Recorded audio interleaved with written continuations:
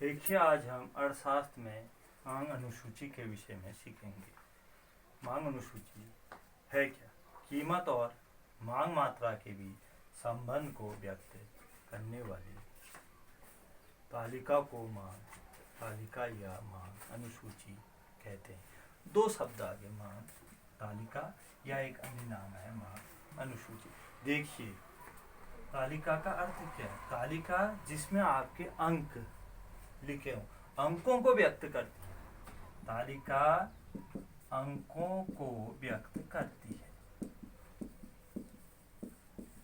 और अर्थशास्त्र में अंकों को आंकड़े कहा जाता है। यह आपने लिखना नहीं है, लेकिन ये चीजें आपको समझनी चाहिए। आंकड़े क्या होते हैं?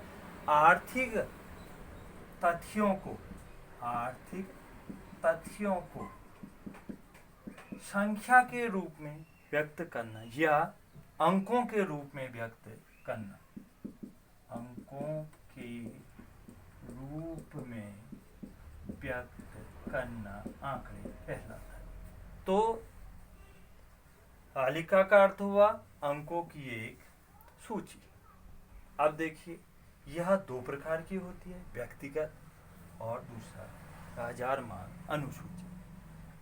अब हम पहले व्यक्तिगत मांग अनुसूची को सीखेंगे। एक व्यक्तिगत उपभोक्ता द्वारा विभिन्न कीमतों पर मांगी गई मांग मात्रा को व्यक्तिगत मांग तथा व्यक्त तालिका को व्यक्तिगत मांग तालिका तथा प्राप्त वक्र को व्यक्तिगत मांग वक्र कहते हैं। तीन चीजें आ रही है, देखो। पहला, मांग मात्रा को, मांगी गई मात्रा को व्यक्तिगत मांग,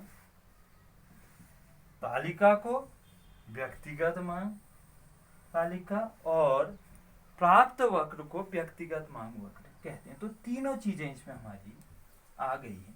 अब हम इसको सीखेंगे उदाहरण की सहायता से। तो मैं इसका उदाहरण आपको यहाँ पर सिखा रहा हूँ।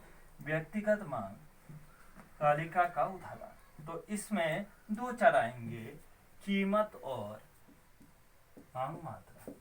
कीमत को हम पी कह देते हैं और मांग मात्रा को हम क्यूडी कहेंगे। कीमत 1 2 3 4 5 और मैंने लिख दिया 5 4 3 2 1। तो आप इसको देखिए जरा। पहले ये जो आंकड़े आपने लिखे हैं, इन पर मांग का नियम प्रयुक्त होना चाहिए। ये वैसे ही नहीं लिखे हमने। देखिए, कीमत में वृद्धि हो रही है, 1 2 3 4, 1 से शुरू हुई बढ़ के पहुंच गए 5। और मांग मात्रा में क्या हो रही है? कमी। मांग का नियम यही है, कीमत में वृद्धि होने पर मांग में कमी होनी चाहिए। तो जो आंकड़े आप लिख रहे हो नियमों के अनुसार लिख रहे हो। मैं ये कहना चाह रहा हूं, जरूरी नहीं है आप इसी आंकड़े को लिखो, आप कोई और भी लिख सकते हो। जैसे मैं लिख देता हूँ कीमत पी और ये क्यूडी। मैंने लिखा 2 4 5 7 8, कीमत में वृद्धि हो रही। मांग मात्रा 15 17 16 14 और ये 13। ये आंकड़ा सही नहीं है। क्यों नहीं सही है? क्योंकि यहाँ पे मांग का नियम प्रयुक्त नहीं हो रहा है। देखिए, कीमत में तो वृद्धि हो रही है, इसमें वृद्धि हो, लेकिन यह इनका क्रम नियमित नहीं है, अनियमित क्रम है। देखो, 15 से हो रहा, 17 से 16, 16 से 14 और 14 से 13। नियम क्या था कि यदि मैं यहाँ 15 लिखता तो उसके बाद ये 15 से नीचे आना चाहिए था 13 11 10 9। मैं इनमें से कुछ भी लिख देता, ये सही था। लेकिन ये अनियमित क्रम, बढ़ता हुआ क्रम यहाँ पे नहीं होगा। क्यों? मांग का नियम जो है उसी के अनुसार ही हमारी तालिका बनेगी। अब इसको मैं आपको चित्र से खींचना सिखाता हूँ। व्यक्तिगत मांग तालिका को मैं चित्र से किस प्रकार खींचूंगा, इसको आप यहाँ पर देखिएगा। ये मैंने एक्स अक्ष और वाई अक्ष बनाए। ये ओ लिख दिया, ये एक्स अक्ष, ये वाई अक्ष। अब देखिए, एक्स अक्ष पर हम लेते हैं क्यूटी। ये क्या हुई? आपकी मांग मात्रा। और इधर को हम लेते हैं कीमत। वाई अक्ष पर हम लेते हैं कीमत। अब ये छोटे आंकड़े हैं तो हम इसे पैमाने से नहीं दर्शाएंगे, केवल हम 1 2 3 4 5। पैमाना यहाँ पर 1 सेंटीमीटर बराबर 1 इकाई हुआ, लिखने की आवश्यकता नहीं है। ऐसे हम यहाँ पे दर्शा देंगे स्केल से, जहाँ पर 1 2 3 4, ये चीज आप हमेशा के लिए बना दीजिए। 1 2 3 4 5। अब देखिए किस अक्ष पर कौन सी चीज ली है। एक्स अक्ष पर ये नहीं लिया है, कीमत हमारी है वाई अक्ष पर, ध्यान दीजिएगा, ये वाई अक्ष और ये है एक्स अक्ष पर। तो हमें ये चित्र नीचे से शुरू करना पड़ेगा। देखिए 1 इकाई क्यूडी के लिए कीमत है 5, तो मैं यहाँ पर 1 पर 5 पे निशान लगा दूंगा, ये मेरा पहला बिंदु हो गया। फिर हम सब बिंदुओं को नहीं खींचेंगे, हम केवल ये वाले शुरू वाले को।